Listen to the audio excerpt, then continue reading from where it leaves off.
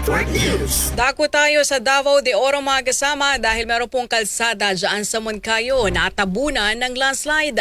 Ang kasama natin sa balitang yan mula po sa RMN Davao, si Rajuman Kirby Manzon.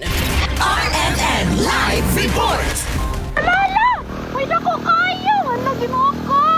Napasigaw na lang ang isang netizen ng aktual nitong nasaksihan ang pagguho ng lupa sa kalsada sa barangay Upper Ulip, Moncayo, Davao de Oro nitong Lunes, December 1, 2025. Sa video ni Mary May Bulawin, nakunan niya ang paggalaw ng lupa kung saan makikitang nadala rin ang ilang mga punong kahoy na siyang tumabon sa kalsada sa lugar. Sa panayam ng DXDC RMN Davao kay Patrolman Marvin Balili, imbestigador ng Moncayo Municipal Police Station, sinabi niyang mabuti na lang na walang tao o sasakyan na dumaan sa kalsada nang nangyari ang landslide. Anya, umulan sa lugar kahapon ng umaga at ng tanghali ay doon na nangyari ang pagguho ng lupa. Wala ring mga bahay sa paligid kaya wala ring naitalang sugatan or casualties. Dali namang napaalam sa Local Government Unit or LGU sa Moncayo ang insidente at agad na nagsagawa ng clearing operation kung saan sa ngayon ay passable na sa lahat ng sasakyan ang nasabing kalsada. Kasama mo sa DXDC RMN Davao, Rajuman Kirby Manzon, Tatak RMN. RMN Network News.